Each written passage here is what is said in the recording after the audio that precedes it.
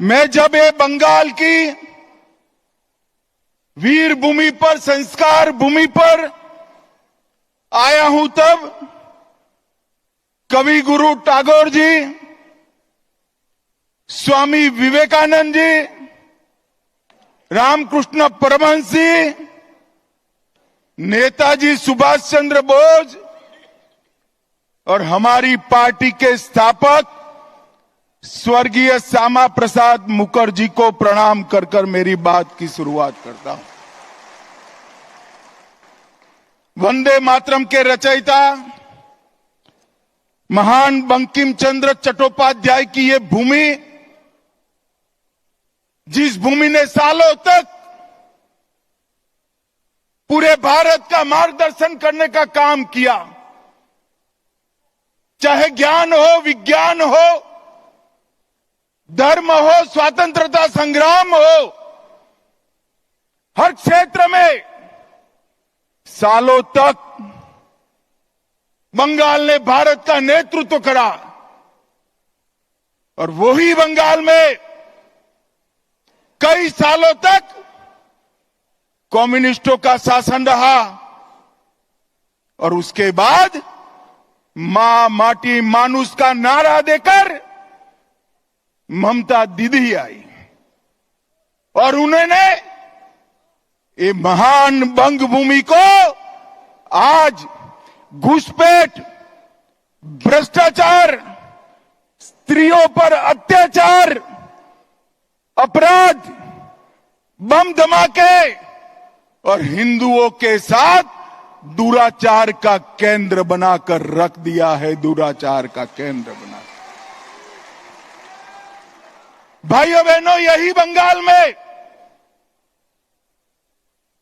चुनावी हिंसा सेशन के बाद, जब टीआर सेशन सीईसी बने, उसके बाद पूरे देश में चुनावी हिंसा बंद हो गई।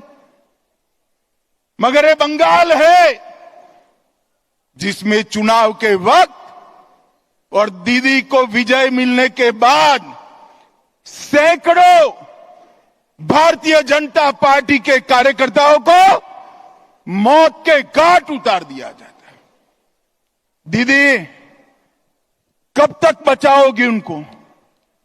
मेरी बात सुन लो, आपका समय अब समाप्त हो गया है। 26 में भारतीय जनता पार्टी की सरकार बनने वाली, और मैं सारे हजारों की संख्या में बैठे हुए मेरे मंडल के पदाधिकारियों को ये वादा करना चाहता हूं कि यहां तृणमूल की सरकार जाते ही हमारे कार्यकर्ताओं के हत्या के अपराधियों को जमीन में गाड़ा है तो भी बाहर निकालकर सजा करने का काम करें। लोकतंत्र के अंदर हिंसा कभी शोभा नहीं देती है। दीदी, हिम्मत हो तो हिंसा के बगैर, रैगिंग के बगैर चुनाव कराकर देखो। आपकी खुद की जमानत ये बंगाल की जनता जब्त कर लेगी। और भाइयों बहनों, वोट बैंक की तुष्टीकरण ने वोट बैंक के लिए पतन की सीमा ये ममता बनर्जी ने पार कर दी। अभी कुछ दिन पहले पहलगांव में पाक प्रेरित आतंकवादियों ने हमारे निर्दोष नागरिकों को, यात्रिकों को धर्म पूछ कर परिवार के सामने मार दिया। मुझे बताओ बंगाल वालों, वो पाक प्रेरित आतंकवादियों को सजा देनी चाहिए या नहीं देनी चाहिए? अरे जोर से बोलो, देनी चाहिए या नहीं देनी चाहिए? मोदी जी ने ऑपरेशन सिंदूर किया, ठीक किया या नहीं किया? भाइयों बहनों, हमने सर्जिकल स्ट्राइक करी, एयर स्ट्राइक करी और अब ऑपरेशन सिंदूर कर 100 किलोमीटर अंदर जाकर उनके हेडक्वार्टर को ध्वस्त कर दिया। सैकड़ों आतंकवादी मौत के घाट उतार दिए गए और दीदी के पेट में दर्द होता है। दीदी, इतना दर्द बंगाल का यात्री जब वहां मारे गए तब किया होता तो ठीक था। उस वक्त कुछ नहीं बोला और मोदी जी ऑपरेशन सिंदूर कर यहां आए तो एक घटिया सा राजनीतिक बयान देकर ऑपरेशन सिंदूर का विरोध किया। मैं आज ममता दीदी को कहने आया हूं, आपने ऑपरेशन सिंदूर का विरोध नहीं किया। आपने इस देश की करोड़ों माताओं बहनों की भावनाओं के साथ खिलवाड़ किया है, खिलवाड़ किया है। और मैं बंगाल की मातृशक्ति को भी अपील करने आया हूं, आने वाले चुनाव में ऑपरेशन सिंदूर पर सवाल उठाने वाली ममता जी को सिंदूर की कीमत बंगाल की माताएं बहनें जरा समझा दे, सिंदूर का अपमान करने का क्या मतलब होता है। भाइयों बहनों, 1990 से ये देश आतंकवाद झेलता है।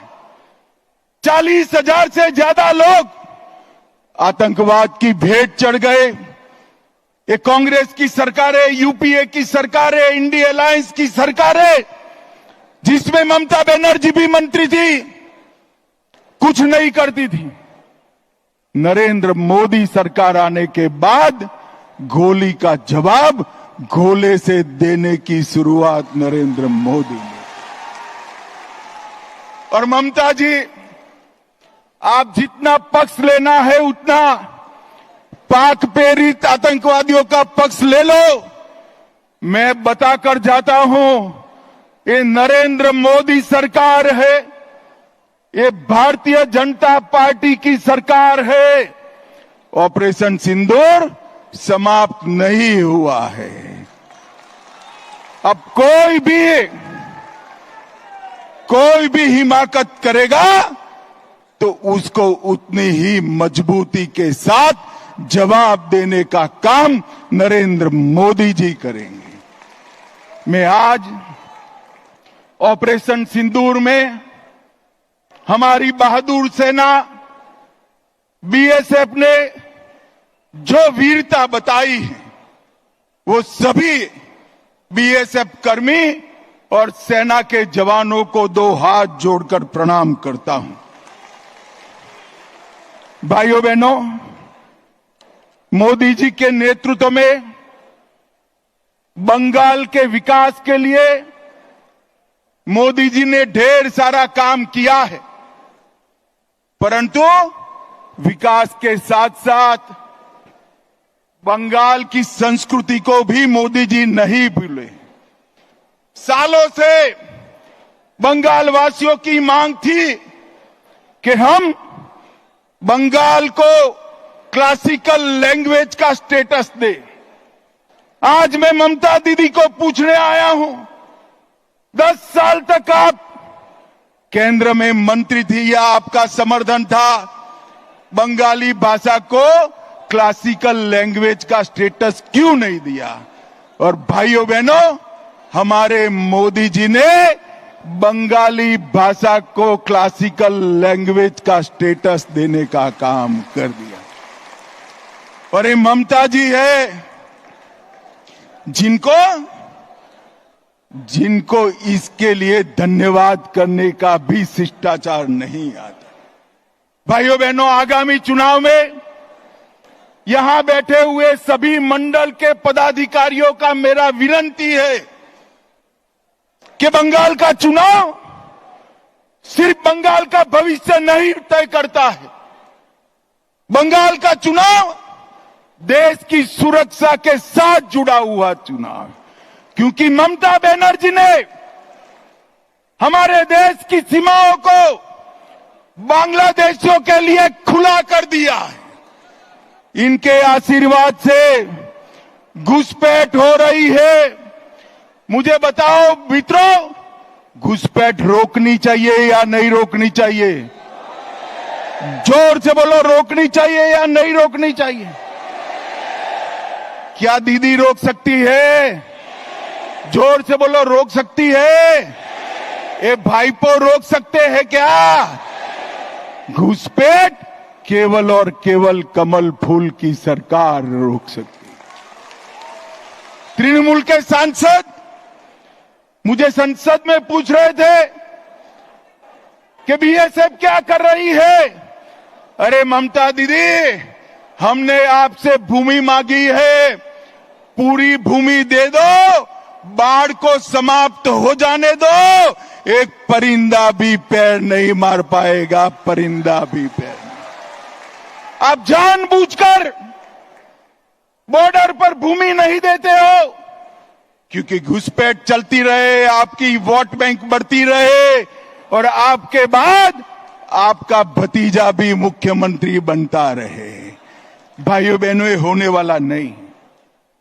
ममता दीदी को मैं भारतीय जनता पार्टी का ग्राफ बताने आया हूं। 17 के चुनाव के बाद हमने तैयारी की, 19 की लोकसभा में हमें सफलता मिली, 21 की विधानसभा में 77 सीटें मिली और 24 की लोकसभा में 97 सीटों पर भारतीय जनता पार्टी का लीड रहा, 97 विधानसभा सीटों पर और 143 सीटों पर 40% से ज्यादा मेरे कार्यकर्ताओं के परिश्रम के कारण वोट मिले हैं। मैं आज ये नरेंद्र मोदी की सेना जो मेरे सामने बैठी है, भारतीय जनता पार्टी का कार्यकर्ता बैठा है, उसको मैं बताने आया हूं कि थोड़ा फासला बाकी है। आप 40% तो क्रॉस कर गए हो, 4-5% आगे बढ़ना है, 4-5। और अगले चुनाव में हमारी सरकार बनने जा रही। भाइयों बहनों, मैं आपको विश्वास दिलाता हूं, 17 में मैं पार्टी का अध्यक्ष था, तब मैंने कहा था यहां हमारी सरकार बनेगी और आज वो दिन नजदीक आ गया है। 26 तक दिन रात एक कर हर एक बंगाल के मतदाता के पास जाइए और नरेंद्र मोदी का और भारतीय जनता पार्टी का संदेश लेकर जाइए। पूरा देश चाहता है कि यहां देशभक्तों की सरकार बने, तुष्टीकरण वालों की सरकार न बने। ये ममता दीदी ने सोनार बांग्ला का स्वप्न तहस नहस कर दिया। भ्रष्टाचार, घुसपैठ, महिलाओं पर अत्याचार, हिंदुओं के साथ अन्याय, इससे इनकी राजनीति चलती है। भाइयों बहनों, ये ममता दीदी ने, इनके शासन में एसएससी भर्ती घोटाला हुआ, पशु तस्करी घोटाला हुआ, डियर लॉटरी का घोटाला हुआ, कोयला घोटाला हुआ, मनरेगा घोटाला हुआ, प्रधानमंत्री आवास में घोटाला हुआ, राशन घोटाला हुआ, मिड डे मील में घोटाला हुआ, केंद्र के फंड हड़प कर लिए गए, नगर पालिका भर्ती घोटाला हुआ, गोरखालैंड टेरिटोरियल एडमिनिस्ट्रेशन का घोटाला हुआ, गाय की तस्करी का घोटाला हुआ। हजारों करोड़ रुपया बंगाल की जनता का ये तृणमूल कांग्रेस की सिंडिकेट को भेंट चढ़ गया। मैं आज सभी कार्यकर्ताओं को पूछने आया हूं, ये पैसा सिंडिकेट का है या बंगाल की गरीब जनता का है? मुझे बताइए। ये सिंडिकेट का है क्या? जोर से बोले, सिंडिकेट का पैसा है। मोदी जी जो पैसा भेजते हैं, सिंडिकेट की भेंट चढ़ना चाहिए क्या? ये पैसे पर अधिकार बंगाल की महिला का है, माता का है, बेटी का है, बंगाल के गरीब का है, बंगाल के युवा का है। कलकत्ता के बाजार में युवाओं की नौकरी बिकती है। इनके घर से इतना पैसा पकड़ा जाता है कि गिनने में 27 मशीन थक जाते हैं, मगर पैसा खत्म नहीं होता है। भाइयों बहनों, इस सिलसिले को बंद करना पड़ेगा। मुर्शिदाबाद में अभी हिंसा हुई। हमारा गृह मंत्रालय कहते कहते थक गया कि बीएसएफ को बुला लीजिए। हम नहीं बुलाएंगे, क्योंकि बीएसएफ आती तो हिंदुओं की रक्षा करती। फिर हमारे कार्यकर्ता हाई कोर्ट गए। हाई कोर्ट के ऑर्डर पर बीएसएफ आई और हिंदुओं को बचाने का काम किया। ममता जी, आपके नेताओं ने वो बीएसएफ को गाली बोला और आपके नेता वहां खड़ा रहकर दंगाइयों की हौसला अफजाई करते रहे। मुझे कहने में कोई झिझक नहीं है, जिस प्रकार से बंगाल सरकार के मंत्री इस दंगों में शामिल थे। ये स्टेट स्पॉन्सर दंगा था, जिन्होंने हिंदुओं को अन्याय किया है। भाइयों बहनों, बेलडांगा में कार्तिक पूजा के दौरान हमला हुआ, सरस्वती पूजा पर हमला हुआ, क्योंकि मुहर्रम निकाल दिया जाए। भाइयों बहनों, मुस्लिम तुष्टीकरण की सभी सीमाएं ममता दीदी लांघ गई हैं। मुझे बताओ भाइयों बहनों, मन से बताना, मोदी जी जो वक्फ का कानून लाए हैं वो अच्छा है या नहीं है? जोर से बोलो, अच्छा है या नहीं है? बंगाल की जमीन, बंगाल की सरकार की जमीन वक्फ की भेंट चढ़नी चाहिए क्या? जोर से बोलो, चढ़नी चाहिए।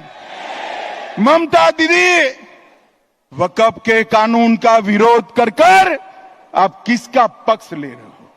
पूरा बंगाल चाहता है कि वक्फ अच्छे से चले, पारदर्शिता आए, निर्दोषों की भूमि न जाए, सरकार की भूमि पर अतिक्रमण न हो, मगर ये वक्फ का विरोध कर रही है।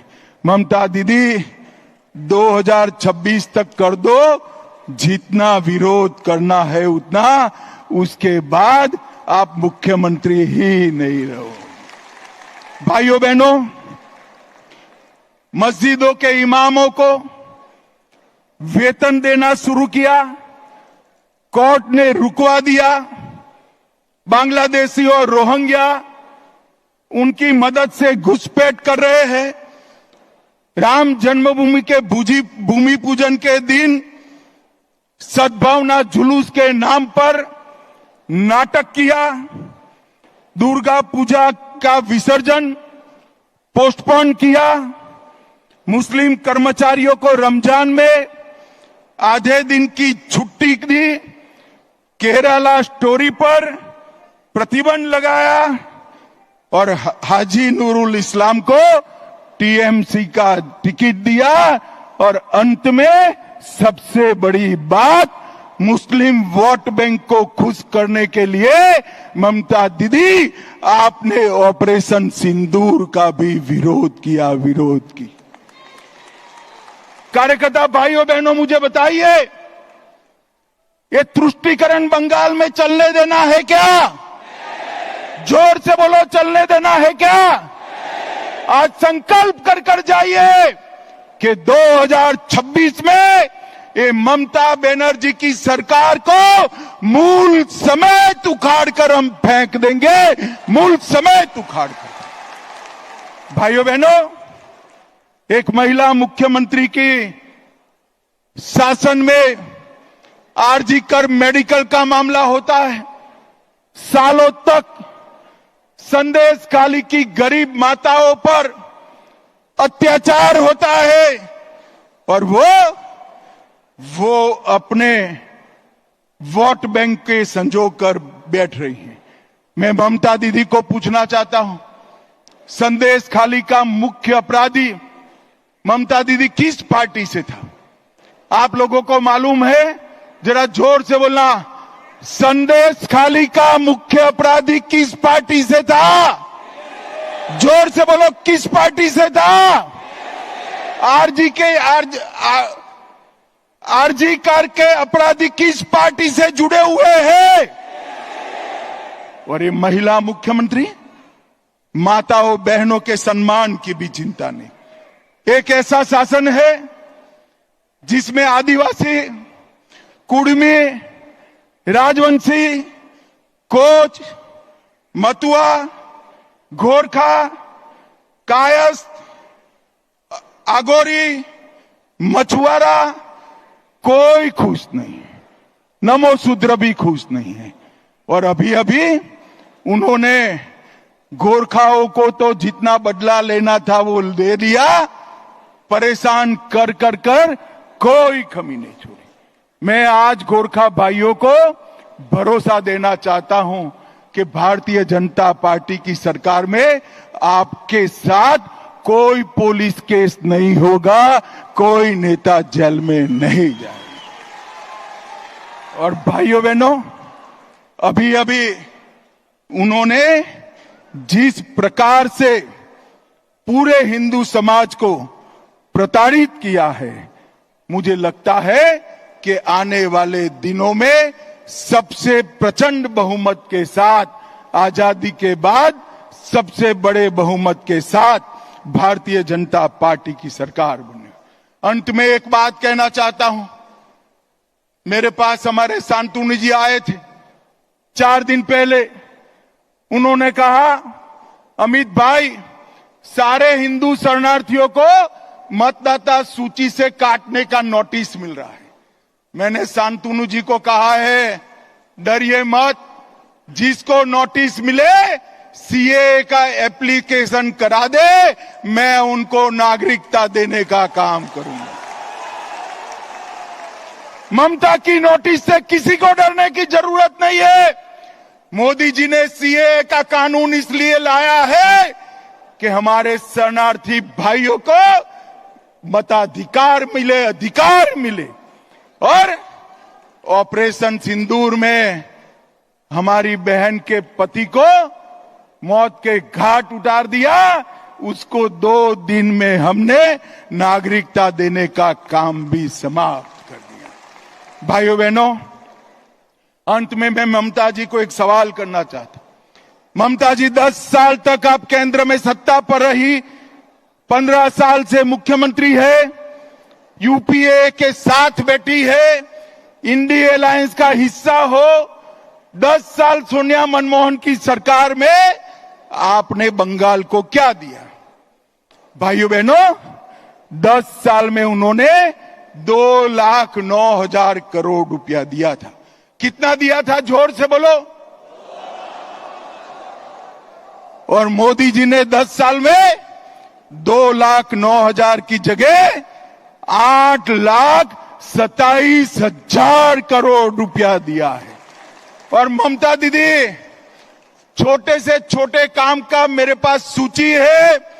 आज बंगाल भारतीय जनता पार्टी ये सूची रिलीज करेगी 8,27,000 करोड़ के कामों की।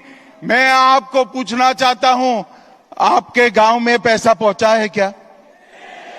अरे जोर से बोलो, पहुंचा है भाई? कहां गया? कहां गया?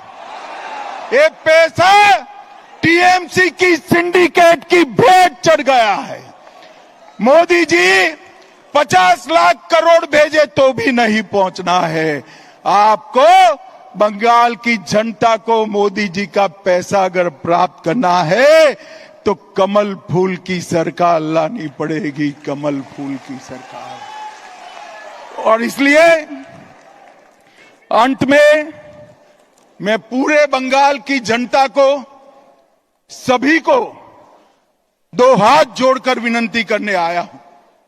देश की सुरक्षा के लिए, घुसपैठ रोकने के लिए, भ्रष्टाचार को हटाने के लिए, माताओं बहनों को सुरक्षित करने के लिए और हिंदुओं को निर्भय करने के लिए यहां कमल के निशान को मौका दो। हमारे मोदी जी को एक मौका दीजिए, एक मौका दीजिए। मुझे बताओ सभी कार्यकर्ताओं, आज से 26 के चुनाव के काउंटिंग तक दिन रात अहर्निश हम काम में लगेंगे क्या?